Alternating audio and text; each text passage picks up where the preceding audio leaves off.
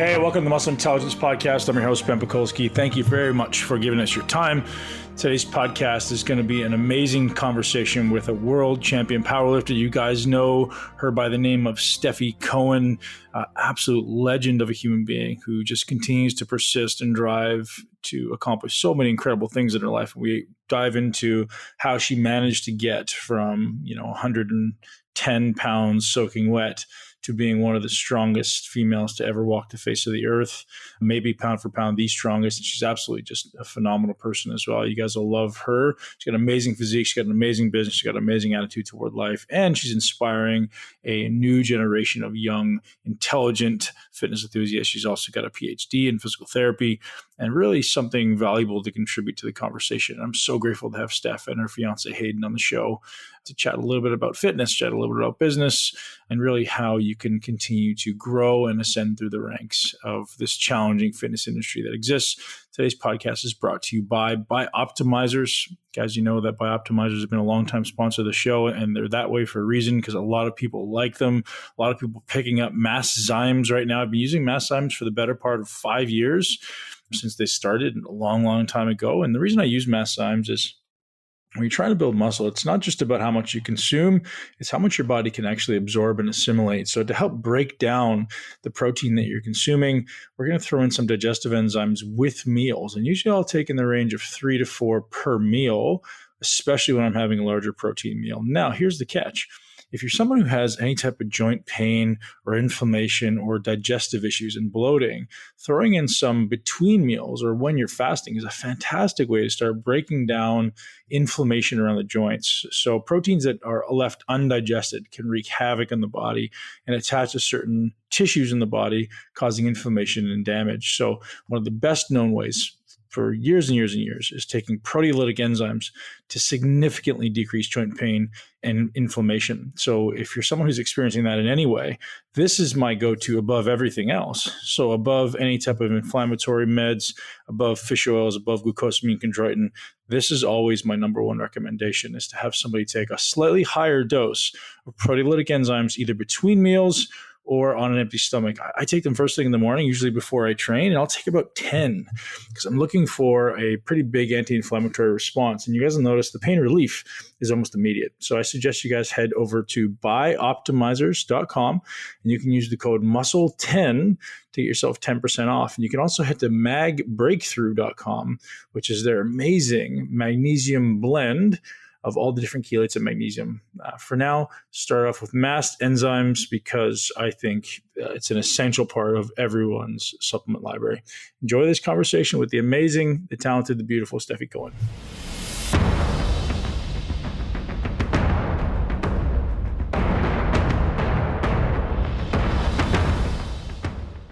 So we had the pleasure of chatting yesterday about you asking me questions, and now I get to just throw it back at you. Looking forward to it. I'm going to make it difficult. Actually, I'm very interested, Steph, in what the hell a little human being who's beautiful and feminine led you to decide I want to be the world's strongest human. That's a really interesting dichotomy. I think it's awesome, and you're an amazing athlete, and that's the beautiful thing, what everyone loves of you. It's like you're not just extremely strong, you're able to maintain this athleticism. Well, I appreciate the compliment, Ben.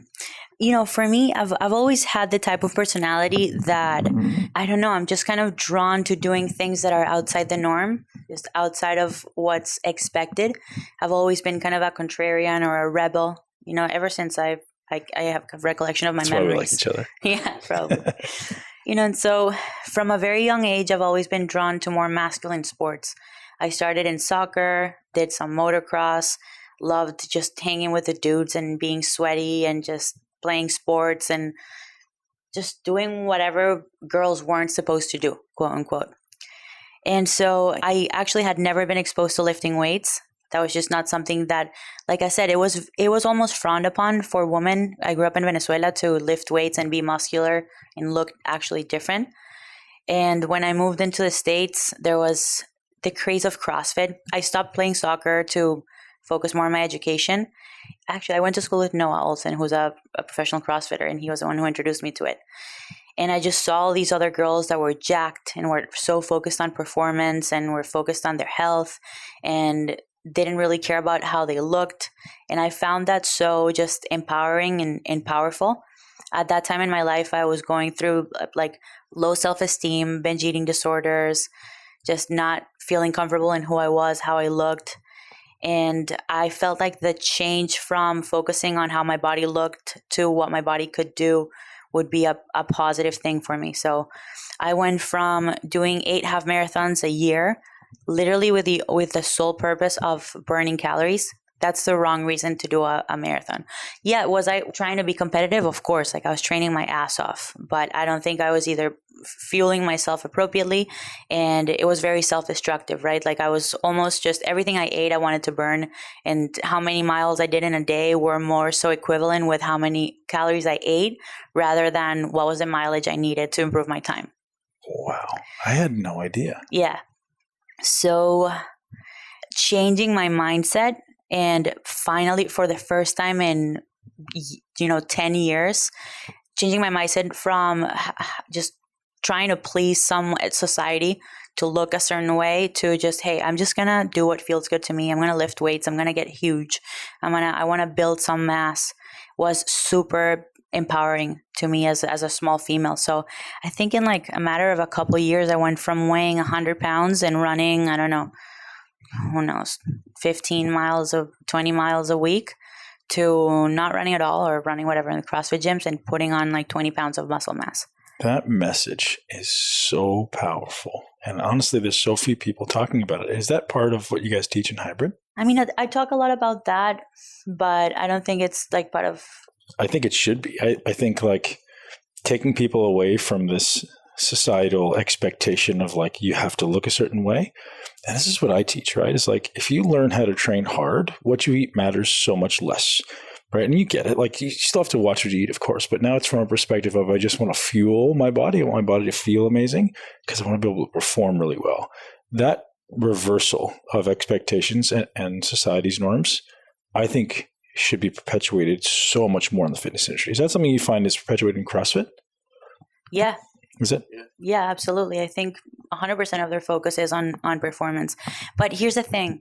Even the people that you see that, because Instagram is a highlight reel. Sure. So even the girls that you see that you think that are super confident and that love themselves, they likely don't, because women and men in fitness, but I think more commonly women, just struggle a lot with their self-image and self-love and being comfortable in their own skin. I think that's the thing. It's a taboo topic. People don't want to talk about it. People don't want to make themselves vulnerable and open to criticism, or they just don't want to admit how they truly feel. And independently of how much you want to tell yourself, I'm focused on performance, I don't care about the way I look. Even at, the points where I've been the strongest, which are not the points where I've been the leanest, I think that I've still felt a little bit uncomfortable in how I looked. The thing is, I don't know, I think it's just part of the human experience. I think it's okay. I don't think you always have to be 100% fine with how you look. I think the only emotion as humans, it's almost like society only allows us to feel one way, or it's only acceptable to feel one way, and that's happiness. And all the other emotions, like we just kind of have to force down and not show it, and it's wrong if we feel them. But I don't think that a little bit of insecurity or a little bit of self-doubt or a little bit of sadness is bad. I think that's what fuels you to keep going, that fuels you to strive for more. Brilliant. I think there's something to be said about, rather than striving to look a certain way, striving to accomplish something on a day-to-day basis, right? And this is just something I build in my kids. I'm like, something today for your body, something for your mind, something for your soul, feeling like you're moving towards something, right? Like, so what did you accomplish today?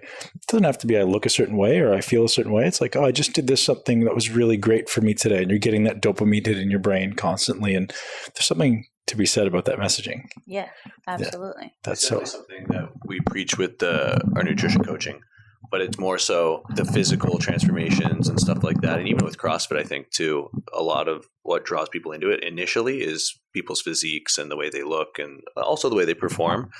But once we get people sort of inside of our system, our coaches are all preaching all of that positive stuff, but it's a lot. I think the biggest obstacle for our nutrition coaches is just reframing the way people think about things. But it is definitely the goal to go back to your initial question. And it's so hard to change the way people think. And this is a big part of my messaging right now, is like this idea of beliefs, identity, and habits. Like, what are your beliefs? Who do you think you are? And what are the habits that are making you become that way? And those are the things you have to change, right? And there may be emotions and stuff in there as well, but like that's a big part of the messaging, is like people are missing, like everyone's going after the transformation, but they're missing the identity, the beliefs, and the habits. And if we can interject somewhere and change the beliefs, identity, and habits, you can start to change somebody's physical expression of themselves without having to go after the diet as hard, without having to go after the training as hard. They'll just kind of naturally fall into place.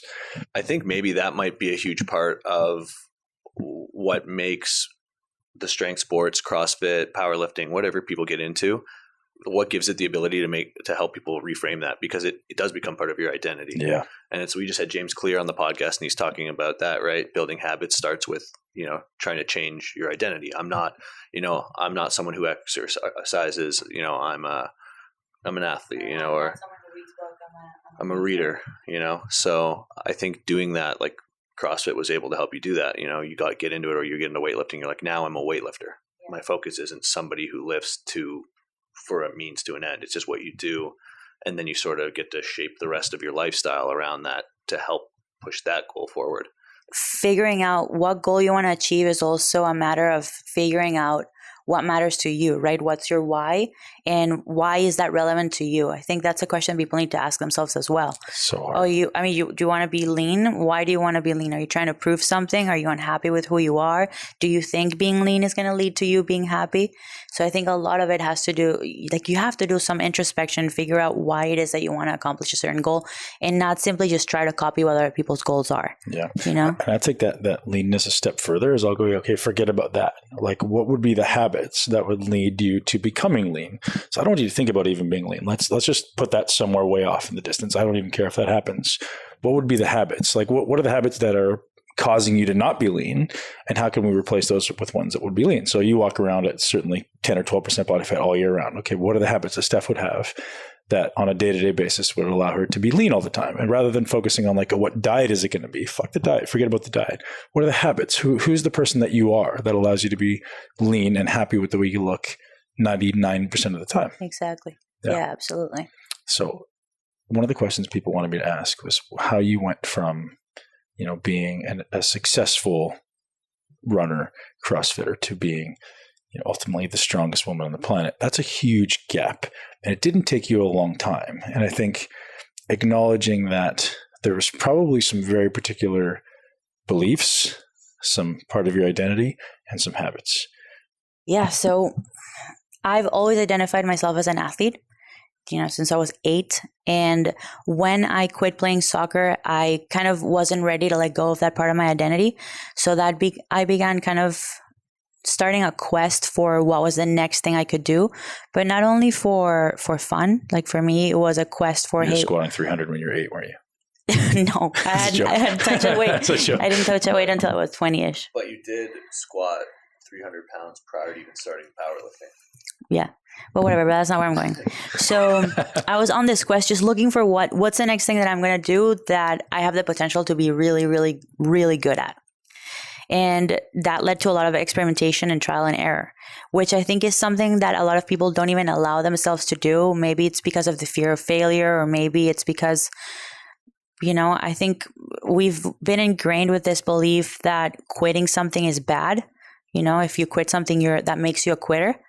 And I just never believed that. I always thought that there's a difference between quitting because you're a quitter and knowing when to let something go, because objectively you realize that it's just not something you have an aptitude for. I personally, and I'm sure you've known people in bodybuilding with a similar, mindset.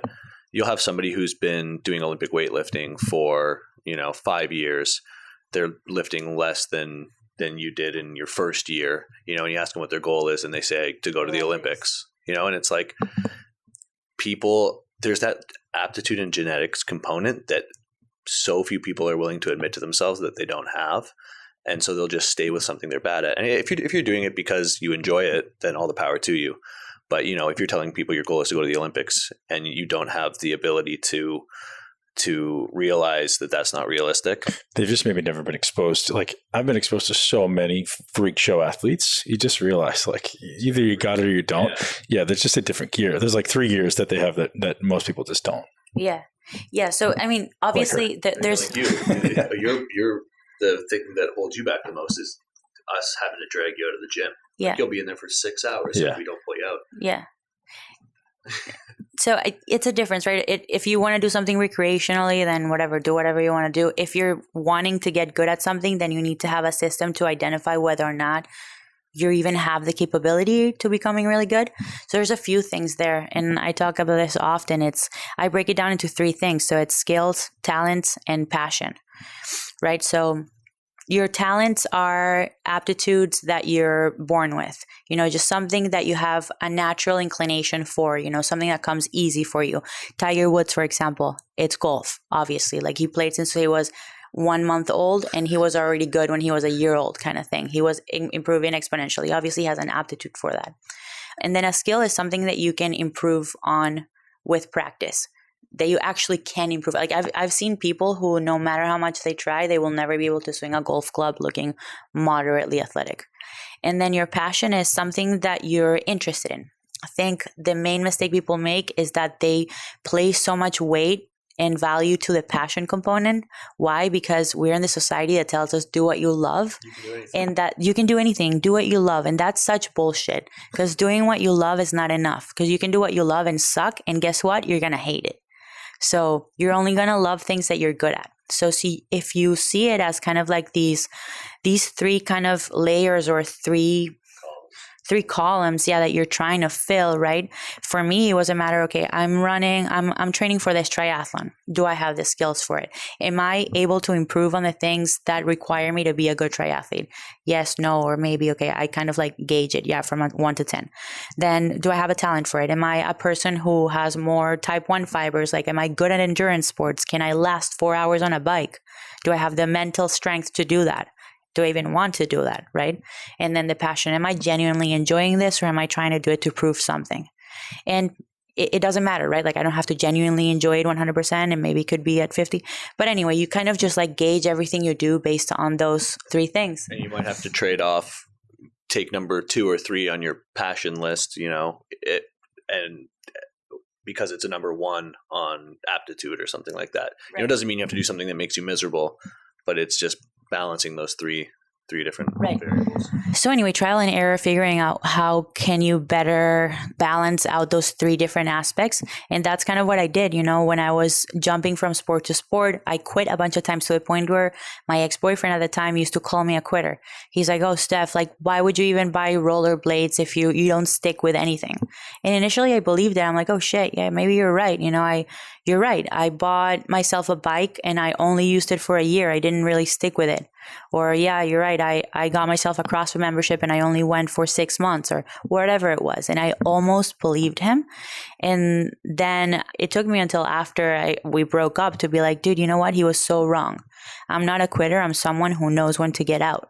And that's for the purpose of finding a realist. I'm getting out for the purpose of moving on to something that I think I can excel at. And that's kind of how I landed in powerlifting, Is it the sport that I enjoy the most? Absolutely not. I find it extremely boring, but I'm really good at it and I like winning. So that makes my enjoyment go up, when I compete and I achieve things. That boosts my ego, makes me feel empowered and strong and good about myself. And I think I had a genuine aptitude for it, Like the first time the first time I actually convinced her to start doing powerlifting, because she was doing Olympic weightlifting in grad school. And anyone who's ever done Olympic weightlifting just knows how mentally taxing of a sport that is. So you have to be so sharp every time you come in. And not to say that powerlifting is easy mentally, but it's just different, right? Sure. It's more of a grind than it is having to be super sharp all the time. And so I was like, why don't you just, in weightlifting, you're having to train 9 times a week. You're doing 2-a-days. It's so much time and effort, and you have all this other stuff going on. Maybe just step back and focus on strength. I was doing powerlifting at the time, and I'm like, why don't you join me and just hop on the powerlifting training cycle that we're doing. So we're in there the first day. I'm like, okay, this is a sumo deadlift. This is how you do it. I don't have a good body type for sumo deadlift. So immediately she already looked better than I did the first time she tried. And I was just like, let's go for like a heavy single, see what you can do. And she pulled 315. And I was like, well, yeah, it's safe to say the aptitude's there. I think you should probably stick with this. So she had been pretty experienced in Olympic lifting. So there would have been a crossover from squatting. It was very little, like no heavy pulling, no heavy anything.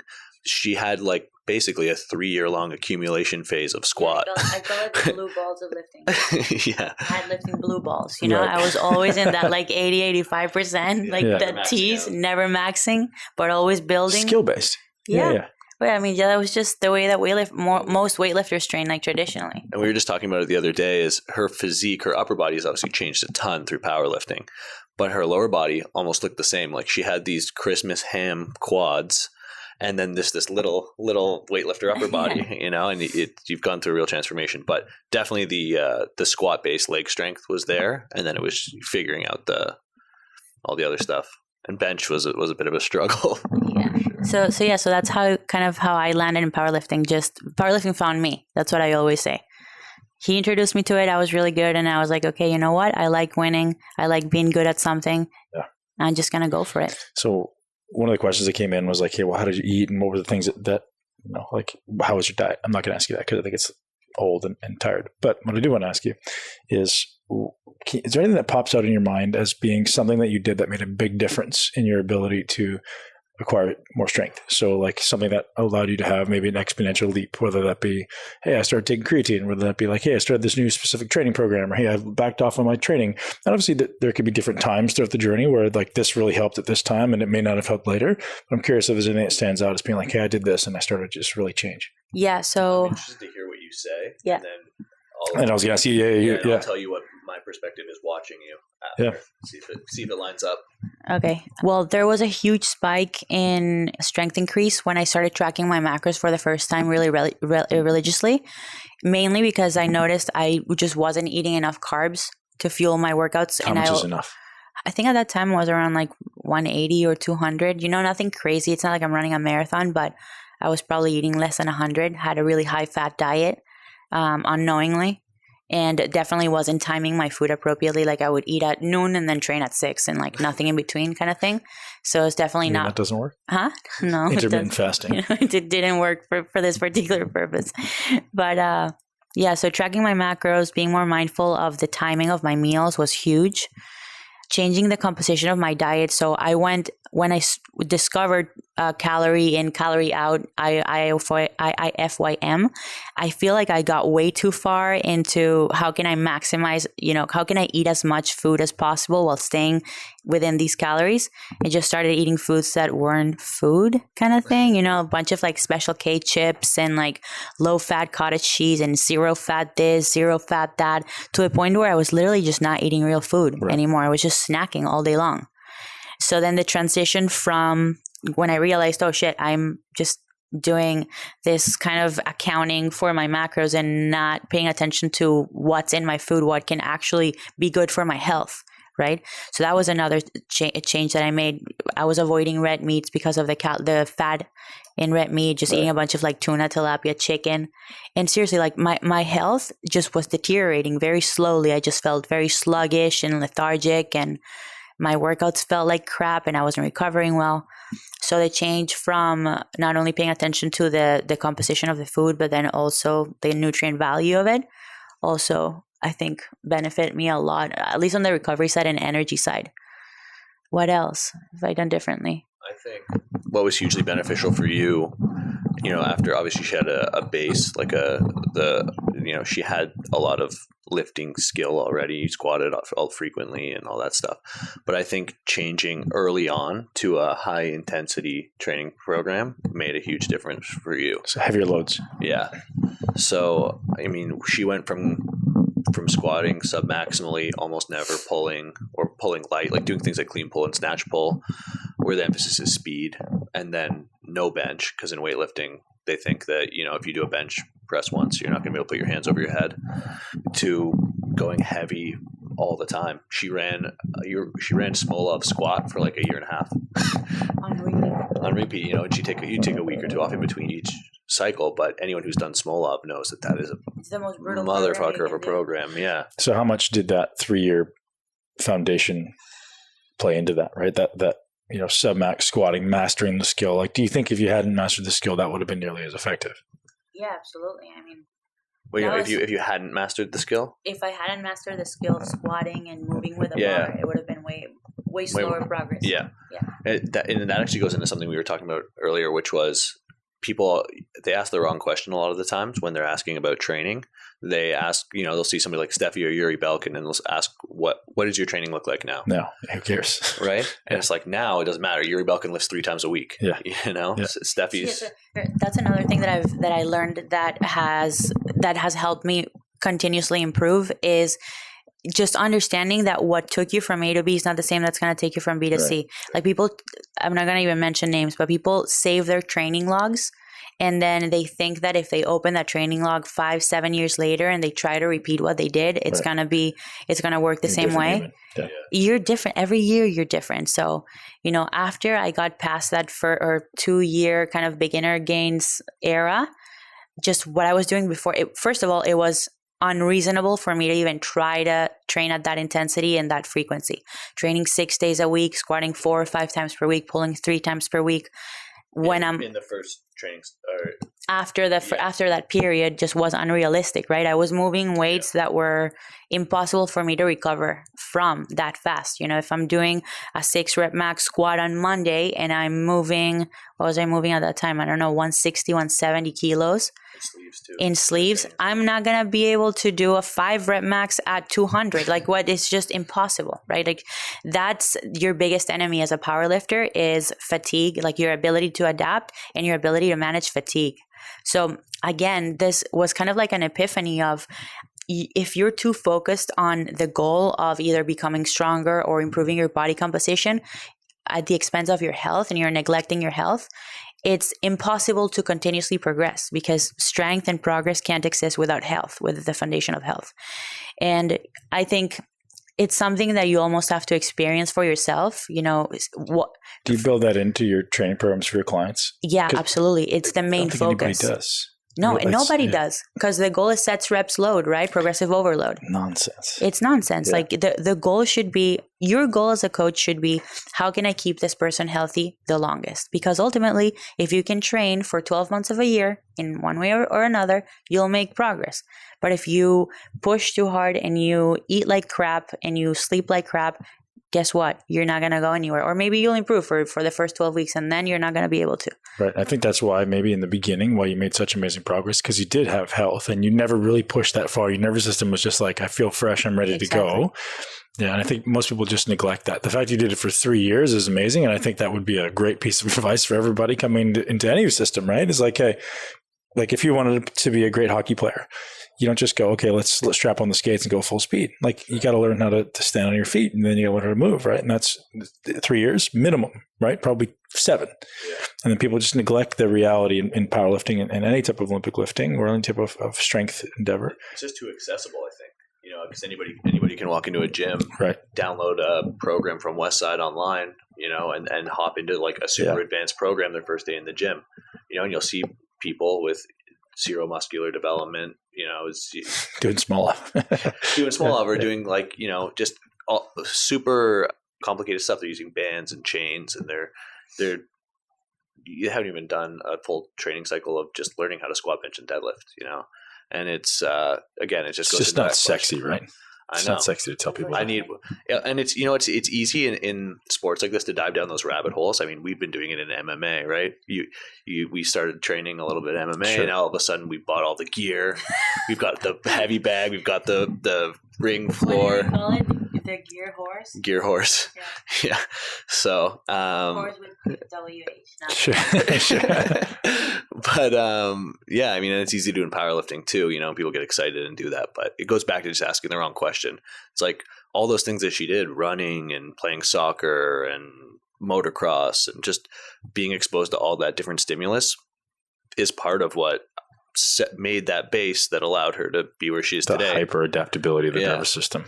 If she tried to apply this the way she was training now back then, she wouldn't have seen nearly the same level of success. And even like entry level powerlifter programs are so highly specific, especially on the tested division, like the IPF.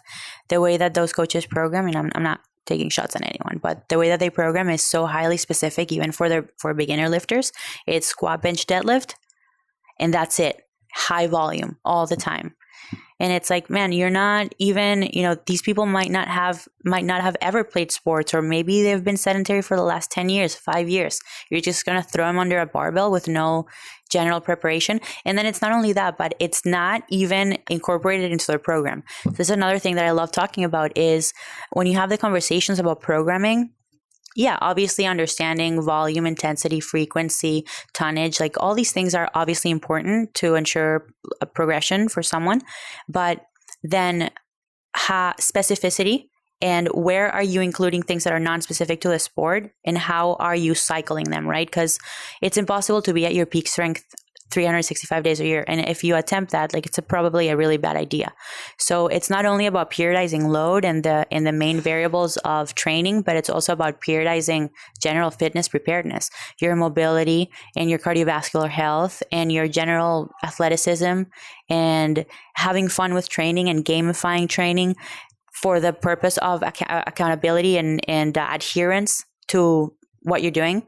Because if you just hit your head against the wall 365 days a year, you're just trying to do the same thing over and over and over and over and over again, you'll eventually find the breaking point, and usually is stage ready all year round in bodybuilding. Sure. You can't do it. I think the reality is nobody thinks, right? Everyone just goes, well, this course taught me this, therefore this is the way it's supposed to be. And they don't think of where is the client or where am I in my life cycle. So someone comes early into the life cycle, they need something completely different than someone who's been doing it for 3, 5, or 10 years. And I don't think anybody thinks that way. They go, in this certification or in this course I took or on this video, this authority says this is the way it needs to be done, rather than thinking contextually and going, okay, well, where does this actually fit? Who's it fit for? So the idea of doing squat, bench, and deadlift for anybody, I think, is useful if their goal is squat, bench, dead. But as you say, like, well, what are the limitations? What are the breaking points that are inevitable for someone who only does squat, bench, and deadlift? And nobody has the ability to think because they don't have the skills.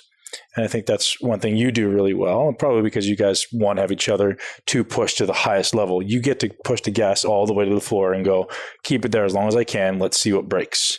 And then when it starts to feel like it's breaking, then you make an adjustment. And so now you've got a thought rather than just a mindless action of following somebody else. Yeah. Hey, I'd love to shift into how you guys are approaching your dietary protocols in your coaching system. So you guys coach huge numbers of people around the world. You guys have amazing success in many different realms. I'd love to talk about how you incorporate these principles into teaching a larger demographic of people.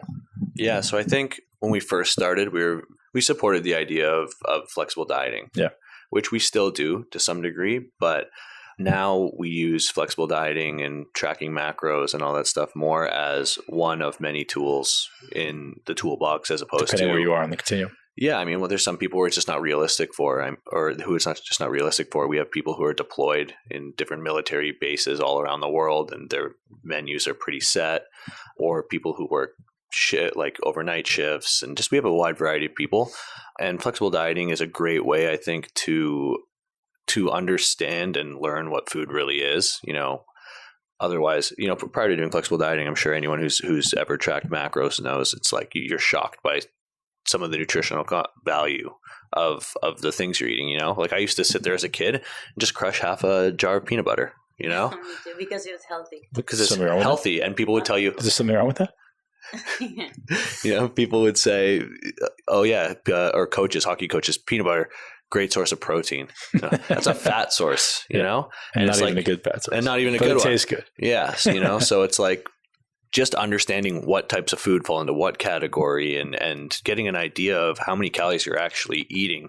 Because I'm sure you've seen that any of the studies on self-reporting caloric intake, it's always way, way, way under what people are actually eating. So just learning that, I think it's a great tool for that. And then once we've sort of established that and people have an idea of what they're eating and what that actually means for them, I think it's good to just focus on habits And that's hugely what our nutrition director, Francesco Catalano, what he's teaching. It's not like therapy or psychology, but it's almost that, and it's just reframing the way people think about food, trying to build better relationships with food, and shifting that mindset from just aesthetics to aesthetics being a byproduct of all the other good stuff that you're doing. Internal health. Exactly. And then also teaching people the systems, right, to accomplish the goals. Because having the goal of losing weight, gaining weight, maintaining whatever that is great because it gives you a sense of direction. But then, what can we do as coaches to facilitate that process for you? And that's where habit building comes in. And within that, obviously all the things that you mentioned, Hayden, but also making sure that your environment is conducive to your goals, right? And there's just so many techniques that are so commonsensical that you might have thought about, but when you hear them, you're like, oh yeah, that makes total sense. Like, for example, there's a study they did on cafeterias and the way that they arranged their products. And they saw that people were more often inclined to buy water if it was next to the register, or if you put whatever's next to the register, right? If it's soda or chocolate or water, like people just tend to grab that. Or if you put bad, quote unquote, bad foods out of reach for people, they tend not to go for those. They tend to go for the ones that are more eyesight. So you can literally engineer your house to trick yourself, or to trick yourself to choose the right things. So it's not even a matter of avoiding foods or not ever buying the things that you like, but make them hard to access. Don't put them outside on your counter. You sort of make them have an extra step to access, to give you that second opportunity to think about it. One example that I love is one that we do with Steph, is put things that are high macronutrient content that aren't really don't have a lot of micronutrients on a shelf that's too high for her. Mm-hmm. So if she, wants to eat something, has to be super conscious. Yeah, and she has to come get me. Right. Yeah, so there's another level of shame, Yeah. So it's just kind of building in those habits. But you have to be super aware of, like, it's not mindless at that point. Like, I'm having to go get someone or go get the stool to like go up there and like, it's like the walk of shame. Exactly. Yeah. But yeah, I mean, I think the whole calories in, calories out is, as much as people try to hate it, it's just the foundation of dieting, right? Like, you have to eat less than you're burning. Period. And there's no way around that. So like Hayden said, I mean, it's a huge shock for people to visualize what they're eating and be honest with themselves when they're tracking of how much they're eating, and then be able to keep that in their minds for, I guess, forever, of how much you're eating and what the value of how many calories this has versus that. It's just the foundations of dieting. Right. Steph, you have a massive social media following. And I think one of the things that's so apparent on your social is how confident you are and how you can easily go from like these different avatars, right? Where you're going from, beast and lifting to feminine wearing a dress to now Muay Thai and Jiu-Jitsu and all these amazing things. I think that's awesome. And outwardly, you just appear to be this really confident, wonderful human, and you are. Tell me about your struggles. My struggles. So let's talk about not even like emotional stuff going on, but like you're training we're training to be the strongest woman on the planet. What comes up? Yeah, there's a few layers there. I'm going to start with athletically. There's obviously a lot of self-doubt when there's a lot of eyes on you, right? There's a lot of expectations. You're preparing for a competition. Obviously, the more exposure you have, I guess the more the potential for people who don't like you is going to be. Of course. Exactly. And they want to see you fail. So I think that when I started kind of headed towards the top, just realizing how many people wanted to see me fail was obviously crushing. And at the beginning it was a hard pill to swallow. I didn't understand what I did to deserve hate. I consider myself a good person, positive. I try to make people around me feel happy. So I just couldn't understand why people wanted to see me fail, kind of thing. And with that, came just the anxiety with performance. Every time that I had to go to a meet, I felt the pressure of having to perform better than the last time because I didn't want to let other people down. Were you super conscious of that going into the events? Yeah, absolutely. I mean, and that was I had to work with a sports psychologist for a couple of years because performance anxiety was crushing me. Like, I was having panic attacks before stepping on the platform. It was horrible. But, like anything, you learn how to deal with that. And for me, I've struggled with anxiety for a long time. And the approach that I usually take is right through. When it comes to fears and anxiety, there's no shortcuts, right? Like, yeah, sure, you can take a Xanax pill and quit what you're doing and what's making you feel anxious. Yeah. But yeah, you're losing the opportunity to improve yourself and get stronger. So, for me, it's just been a matter of facing those fears and those insecurities right on, like head first, straight into the eyes, and dealing with it however I can. So, Hayden, you've been there anytime that I've been, experiencing anxiety or that I've been afflicted by what other people say about me on the internet. And it's been a process, right, of acceptance. But I think I've grown a pretty thick skin, at least when it comes to letting what other people think about me hurt me. I always said, eyes straight ahead, 2 middle fingers to the world. Yeah, Keep that's going. That was literally it, right? Yeah, there's no other way.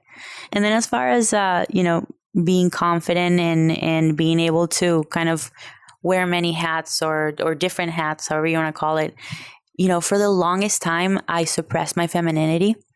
And I don't think I've ever talked about this on a podcast, but for the longest time, I just suppressed my want or my need to feel sexy and desired at the expense of having to play this like really harsh and like strong and dominating persona. Is that because that was your avatar? Like that's who you were pursuing? So you felt like you had to be like that? Yeah. I don't know why. I've always kind of just like put this like really hard front. Like I would just want to be perceived as the person that doesn't struggle or that's strong and like goes against the grain and didn't want to do anything that would that conformed with like society's norms.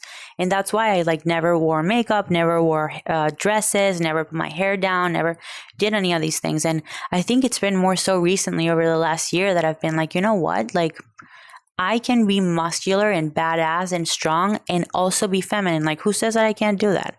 And it was just kind of like this switch where I went from literally wearing joggers and tights every day to redoing my entire closet and like becoming a shopaholic fashionista. Right. And it felt really good. Do you think it was necessary for you to accomplish your goals to have the confidence to be able to express that? I think it enabled it. Definitely just, it made me more confident in being able to express how I really feel. Do you think if you hadn't accomplished your goals, you'd still be able to make that shift? Probably not. Honestly, probably not. I think I'm the type of person, and this is hard to admit, I'm the type of person that craves outside or external approval. I don't know, maybe it's like deeply rooted in the way that I was raised, the fact that my mom and dad were never kind of proud of anything I did. I kind of always took the opposite path of what was expected of me, kind of what was expected of me. I had to graduate with, I had to either be a real doctor, like an MD Sure. or a lawyer or go into business and like run my family business or something like that, right? But what did I do? I studied exercise science. I became a personal trainer. I went to physical therapy school, didn't even take my licensure exam. You know what I mean? Like I just do kind of things my own way, and that never fully pleased my parents. So I feel like because of that, I crave external validation, and that's just, I don't know. Is it good? Is it bad? I don't know. But yeah, I don't feel like if I hadn't achieved what I achieved, I think maybe I wouldn't have had the balls to like truly express who I really am. I think that's a reality in life. And I feel like I've experienced the same, is where until you accomplish something and you're worthy, it's really hard for you to be real. Like I was very similar to you in that, like I had to have this dominant, strong, angry external persona. And if I hadn't accomplished what I've accomplished, I wouldn't be able to be the person I am today, which is, loving and caring and expressing who I actually am at my essence. I think there's something to that. And it's interesting that I speak about all the time. It's so unfortunate that not everyone will have the opportunity to experience the accomplishing of their goals, to actually express who they are. Any thoughts on how someone might be able to think about that differently? So rather than like having to accomplish anything, realizing maybe there's a different way to approach that? Yeah, I think we should encourage other people that are quote unquote public figures or like known athletes or just have a big social media to make themselves vulnerable, open up and let people relate to what their struggles are and what they're going through, because a lot of times you feel alone. You think that your struggles are your own and no one else is going through them, and you don't know kind of how to navigate them. So sometimes hearing other people's stories and how they dealt with it and really opening up and explaining how you felt and what you went through step by step, that alone might independently of whether they reach their full potential or their goals, that alone might give them the push that they need to express themselves and be who they really want to be. Yeah, I always try to express to people, whether it be listeners of the podcast or people in my community who ask about that, is just like, what if you already had everything you needed on the inside, right? What if you don't need to accomplish any external gratification? What if those rewards do nothing? Because for me, stepping on stage at the Olympia, as much as it's an external accomplishment, did nothing to change the person that I am, right? It did absolutely nothing. But everything I did along the way changed the man that I am, right? The actual end result was bullshit. Just as I'm sure, like, if you actually hit that squat or not, doesn't fucking matter. It's the person, the struggle, the process that you developed along the way. Absolutely. Yeah. Absolutely. I mean, you can correct me if I'm wrong, but I think it's a lot scarier in theory than it actually is to be vulnerable and sort of experiment that way that you have, you know, with showing people a more feminine side and doing things like that. Because I think, you know, no matter what you do, there's going to be a certain, if your exposure is big enough, there's going to be a certain percentage of the population who's just going to hate you no matter what. You know, you're never going to please everybody. You're never going to be everybody's favorite. You just can't relate. You might as well just, you know, like I said, hindsight's 20/20, but you might as well be who you are. Because 50% of the population is going to love you and 50% is going to hate you, no matter which direction you go. Yeah. Tell me about the core tenets of hybrid. Like, what are the core foundational beliefs, the core foundational values that, so if someone was coming into your world right now, what would be like the 3 things that you want them to know about who you guys are and what you do? I think our mission starting out with hybrid was to be able to provide people with a no bullshit approach to training, just the real deal, you know, no 30 days to being 10 pounds lighter, nothing like that. I kind of wanted to filter out all the information that was out there and be able to provide with people with a product or a service that actually gets them results based on their interests. So that's why within hybrid, there are 17 different programs to kind of appeal to whatever people are looking for. They're delivered in a way that is easy for them to access and it's easy for them to understand. And then we're equipped with a whole kind of support team to help them navigate the program. Finding exercise substitutions, motivation, community, form checks or technique analysis. You know, kind of like a one-stop shop for all things fitness was the goal. So we call it an online virtual gym. Right now we have nutrition and training, and hopefully in the near future we'll start adding like telemedicine for prehab or rehab, whatever you want to call it, PT, chiro stuff. But yeah, ultimately, you know, as you very well so know, there's so much information out there. Like, there's no shortage of information. What there's a shortage of is good information and people who have integrity and sell things that actually work. So for me, as a scientist, quote unquote, I felt the responsibility to bring light to the things that matter and be able to dissect things in a way that's easy for people to understand. So at least my biggest passion is education. You know, training is just kind of like the way that I can capitalize on it. But my biggest passion is teaching and ensuring that I'm explaining things in a way that just people get, you know, and that they can apply. In a way that's affordable and accessible as well. Because that's the other big thing. If you look at most other camps in fitness, it's expensive. You know, you're going to pay for one-on-one coaching, you know, generally to get a really quality coach. That can be hundreds to thousands, depending on who you're working with, of dollars per month. What we wanted to do is sort of build out a structure of very high level coaches who can service as many people as possible at the lowest price point. What is possible? So the training side of the business is out of Canada. It's $40 Canadian per month, which is like $30-ish US. And with that, you get access to all 17 of the programs that we have. And each one of those programs, if it's an area outside of our expertise, we have a coach to service that. So, you know, for example, the Olympic weightlifting program, the coach of that program is Fernando Reis, who's a 3-time Olympian for Brazil. We have Sean Lind, who's a very high-level CrossFit coach. He's worked with, gymnastics coach who's worked with Cirque du Soleil, and he's done a lot of personal coaching for the highest-level CrossFitters like Camille LeBlanc and I think Sam Briggs and a number of other people as well. And just each one of those disciplines has someone who's just, you know, at the top of their class for whatever that discipline is. And then through our members' Facebook group, people can access them pretty much at any time of day, and our coaches are always on top of that stuff.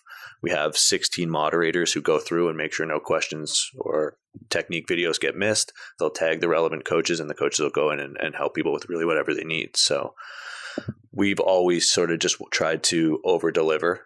We wanted to create something affordable and then give people value that we felt was much more than what they're paying for. Yeah, and I think it's something that we do differently than other people, because a lot of other either like fitness brands or coaches kind of nickel and dime everyone. It's like, okay, you have to pay this for this PDF, and then if you want my belt signed, it's $3, and if you want my picture, they just nickel and dime for everything. Whereas our approach has been, okay, what's the lowest price point that we can set that makes people able to access this program, and how much value can we provide them with for this price point, right?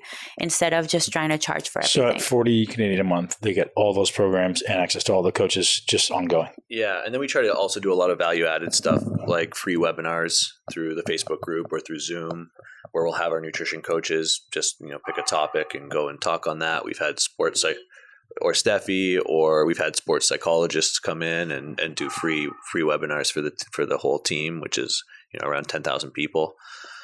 Just different experts like that. We just try to always just make that community feel like a real community, because there's a lot of people out there who, if they're training in home gyms, they still want to feel like they're part of a team and like they have a support system.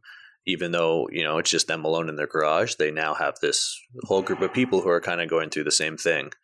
And, I think that's an additional value that we kind of add. Yeah. Hayden, question for you, man. You guys are doing a lot of great things and helping a lot of great people. And I kind of redirect this sometimes is we all have things we're working on personally and professionally. I'd love to ask you, what are your maybe struggles, or what are the things that you're focused on right now that are top of mind for you to improve it as a person or as a business?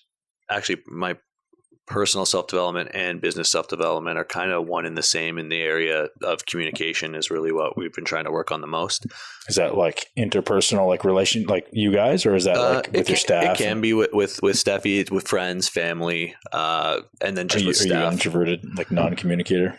Yeah, a little bit. I mean, I always struggle with finding a category for myself, because I'm definitely the kind of person I could sit in silence and just, be around Steph and be totally happy. Or I could be very, very talkative, but I am definitely one of those people who maybe I'm an introvert. What do you think? I think you're more of an introvert than an extrovert. Yeah, I can open up, but it takes me some time. So, just communication with people. Because maybe I wasn't the best communicator, I delegate a lot of things within the business. So, trying to make myself more accessible to all of our coaches and the people who work for us, I think has gone up. Understandably so. Like you're being pulled in so many different directions that sometimes it's overwhelming for you to be able to get back to everyone. Yeah. So opening up the right channel of communication. So we started using Slack. It was huge. And then setting a Calendly for you. So he has one day where he takes meetings with whoever on the team who wants to have a meeting with me. I have what I call office hours. Yeah. I just sit there, they can book it and talk to me. So I think it's communication and systems go hand in hand. Just having systems for everything. When we started Hybrid, we grew so fast. We didn't have time to develop a lot of the systems that would have been helpful to have. So, how it started was when we were kind of talking the idea through, we're like, let's see if we can get like 10, 15 people to beta test this program. We'll put something out on Instagram, and we're like, I don't know if we're going to get those 10, 15. We ended up getting 400 people applying for it, accepted 100 off the bat. And then just after that, it just grew and grew. And then the growing pains were just figuring out at each level how to kind of keep up with things. And we've gotten to a point now, actually this whole coronavirus thing has sort of been a business blessing in disguise. Not that I think this is a great thing that's happening, but it's allowed us to sort of take a step back from the day-to-day of being in the gym and dealing with people face-to-face, and just sort of revamp our systems and stuff like that. We've been doing so many e-meetings online with our COO, and bringing on new marketing director, and just building out all these better systems and lines of communication that I think were, What's your number one piece of business advice for anyone who's got a fitness business or aspiring to start one? Listen to what people are asking you for, I think, is a huge one. That's I think what's contributed a lot to the growth that we've had is we were just listening. we started with one program, and it was called Hybrid Performance. And we made that program because it was the way that Stefi and I trained. We did powerlifting, Olympic weightlifting, and some sort of training for aesthetics. And people asked us for that. And that was what gave us the idea to start the business to begin with. And then after that, people would ask for a weightlifting specific program. If enough people did that, we'd add it and we'd hire a coach. In gymnastics, same thing, CrossFit, all the different disciplines. And it just made it really easy. It's like we had all these people telling us exactly what they wanted. So then we just serviced those requests. And I think too many people sort of force their own agenda of what they want to sell onto people and then just hope enough people like that product or service. Right. And I think it's a bit of a backwards way to do it, because we get all this free, market research of just people telling you exactly what they want. And if you listen. Yeah, totally. There's so much feedback even on Instagram. So I'm going to piggyback of what you said. It's making sure that you understand what the need is and fulfilling that need. And the other thing that I would say as far as building a fitness brand or a fitness business is conducting yourself like a professional. I think that's the thing most people make a mistake. It really is. When we first started Hybrid, what do you think? We sent an email with an Excel sheet? No, we invested thousands of dollars into creating our own software that took several months, and that was a huge risk. Managed risk, because at least we were you had just sold your other business and had some cash floating around, so you were able to invest it in that. But yeah, conduct yourself like a professional. Don't call your business Stefi Cohen's Fit Butt. Build build a brand, come up with a name that's good and that's professional. Have a logo, pick some colors, make sure your email is not bpack@AOL, or whatever. Sure. I think it's sort of like dressing for the role you want instead of the role you have, but as an entire business. Yep. You want to be that big business, appear that way from cross the start. T's and dot the I's. Exactly. Yeah. Steph, question for you. What are your 3 non-negotiable habits of greatness? 3 non-negotiable habits. Yeah, what are the things you do every day? Like I have to, or every week or whatever, like this is something that I just don't want to compromise. Yeah. Okay. So for me, personal / professional development is huge. I'm the kind of person that thinks if you're not growing, you're dying kind of thing. Yeah. What does that look like? So I enroll in courses online. The most recent one, I try to find areas that I try to make sure that I'm feeding into my curiosity. If there's a topic that I'm interested in, I kind of dive in head first and see if I see myself getting more involved with it. So recently for me, and I say recently, it's been like a year or so, it's been epigenetics. Are you taking courses? Yes. I have a really good one for you. Yeah. Okay. Yeah. Tell me all about it.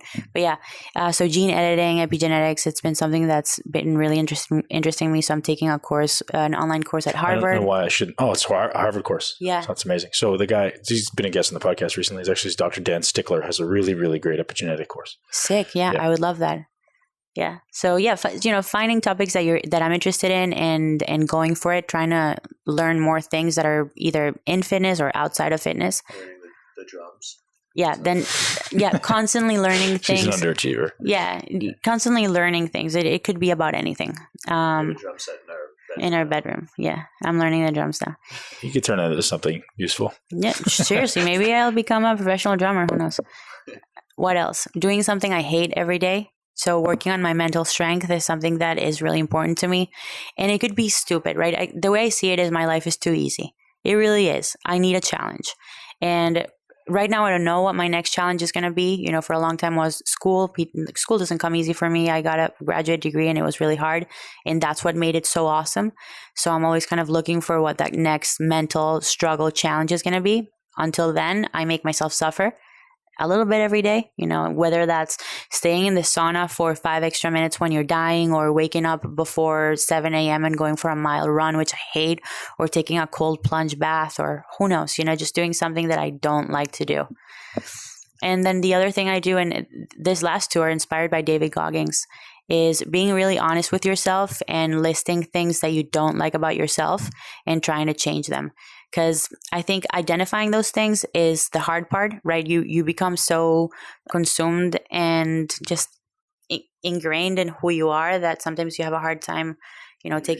Well, you tend to avoid it. You avoid it. Yeah, I'm gonna go over there and do that. And you justify it, right? Oh, I'm not waking up early because I'm going to sleep late, and you know what? It doesn't really matter because I'm not a morning person, and what do I even need to do? You just justify your habits like that. So I have a list of things that I want to change about myself, and then I just kind of try to go one by one. Which one are you working on right now? The waking up early and being more productive. So that's why you like hanging out with me. Dude, I need to move into your house for a week. He wakes up at like 4 a.m. But you know what's interesting? So I'm reading this book that's called Originals. And I feel really identified with the book because it's just explains a lot of my personality.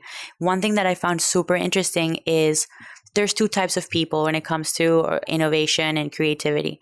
There's and I forget what the names are, but there's the type of person that is more creative in the morning and the type of person that's more creative at night. And then there's the opposite. So for example, for me, I'm more analytical in the mornings and more creative in the afternoon. So, and that's okay. For the longest time I was trying to fit into this like mold of, okay, I got to wake up at 7, go for a walk, have my coffee, sit down and write. And it's impossible. It really is impossible for me. I can wake up, I can get through that, but it's hard to get your brain to think in the way you need to think.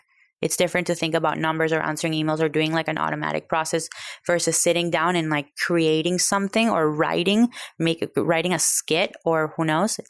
It's hard. Yeah. So I think, being a little bit lax with that and just understanding that everyone works in different ways. I don't even know. It's a side story there. No, that's very useful actually, because it's so true that people are trying to fit themselves into a mold because someone on Instagram, it's just like training we're talking about, right? It's like someone on Instagram says you got to get up at 5 and you got to go to bed at 9. I'm like, no, it's just what works well for me. So go figure out what works for you. I'm not going to, Exactly. Brilliant.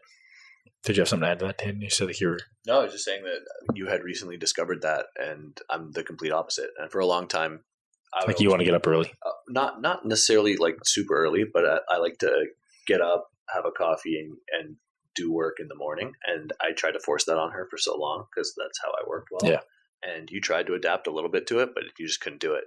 Remember, you just end up sitting there and getting distracted because it just wasn't a productive time for you to work. Yeah, no. Something I do want to add. So as far as the question that you asked to Hayden, like what's something that you're trying to improve within yourself or your business? So for you, it's communication. For me, it's been leadership. So I think one huge thing, and we were talking about that a little bit, about how, you need to understand what your role, where your time is best spent within the business and what your role really is. For me, it's been eye-opening to learn about other high achiever or successful entrepreneurs. Like, for example, Bill Gates, about the way that he runs his business. He didn't know how to code. Like he didn't create many of these things. He employed the right people to fulfill those roles. And then he did what he does best, right? Which is to lead and to manage. So for me, that's been like it's been very recent. That's been kind of like a switch in my mind that I've gone from wanting to oversee every single project and wanting and feeling responsible for having input. Or guilty if you don't have input. Yeah, or guilty if I'm not working on something with every single group, to being like, okay, you know what? Honestly, that's not my role. I have people who are managing those teams. My role is to innovate, create, have a vision for where the company needs to go, continue networking, putting myself in the front, and inspiring my team. So that's been one that I think it's so important, right? Like, I think people that work with you or for you need to feel like you're leading with them, right? Like you're pulling the same sled and you're at the same level as them. So this is a project that I'm actually super excited about, that I think every single small business should have it. So it's called an innovation lab. And essentially it consists of, first of all, teaching your team about what innovation is and what creativity actually is, and how to be innovative and how to be creative and how to identify needs in the market, and then encouraging them to participate in pitching ideas. So you have like this whole system of, first of all, what's the anatomy of a pitch? So how long should it be? What do you need to include? How you're going to pitch it? Like all these things, just teaching them what the appropriate way of pitching a new idea is. And then making it kind of like a tournament, so something fun. And obviously rewarding people at the end. But there's a ton of studies on innovation and just kind of how it rewires the way that people think. And it's so interesting, right? Like people who come up with their own ideas then are more receptive to other ideas and can better gauge and filter other people's ideas. And ultimately, innovation is a matter of quantity of ideas, not necessarily quality. So that was the other thing. It's a matter of pitching like 1,000 ideas, and then you get them through a filter, then you have 500 filtered, 200 like that idea? Of the Innovation Lab. Yeah. So I'm sponsored by Animal, and they did this like mandatory Google or Hangout meeting where they brought a innovation professor from, is it a University of Pennsylvania? Yeah, UPenn. And he did like a 3-hour workshop over 3 days, 1 hour each day about this thing. And then they did a tournament. And I thought it was genius because everyone was on that call. Like there were maybe like 1,000 people there. Everyone from like assembly and machinery and bagging and label placement to the COO, CEO, president, sponsored athletes, just everyone was there. And everyone was given an opportunity to pitch in. So it's cool because everyone has a unique perspective because they're dealing with all different parts of the business. You know, it's very hard for us, you know, when we're removed to think about ideas that might help efficiency on a day-to-day level for the nutrition coaches or for, you know, all the different little intricacies of the business. So I think that's where it's super valuable. Yeah. And it makes people feel like they have a say too, right? It's not only about good for company morale as well. They have a say, that their ideas matter. I'm willing to sit down and listen to what they have to say and what ideas they have. And then the quantity part, like how many, although I come up with at least 1,000 ideas a day on a bad day. She'll literally wake me up in the middle of the night and just be like, I have an idea. I'm like, well, I guess I'm starting my day now. It'd be like 2 a.m. and I'm like, Hayden, I have an amazing idea. What if we start a food truck that has, like, it could be the most ridiculous thing, but I have to say it. I'm your filter. Yeah. I'm the filter. But anyway, yeah, for people to have so many ideas, then that just gives us a kind of a piggy bank of ideas and we can pick from them. Yeah, Innovation Lab, I think it's a cool thing. I love it. It's brilliant. So if there's one place where everyone should go to find stuff from you and Hybrid, where do they go? So you can find me at Stefi Cohen. You can find you at Hayden.Bowe. And all things Hybrid are at hybridperformancemethod.com. Yeah. And on Instagram at Hybrid Performance Method. From that profile, you can find everything from our gym to our podcast to our apparel and everything in between. You guys are doing awesome stuff. I'm so grateful you came down, and we even got a little bit of a workout in yesterday, which was fun. That's a full workout for me. That's a lot of a workout for us. Awesome, guys. Thanks so much for your time. Thank you. Thank you so much for tuning into Muscle Intelligence. If you enjoyed today's episode, please be sure to share it with at least one person you know. Make sure you're subscribed so you never miss an episode.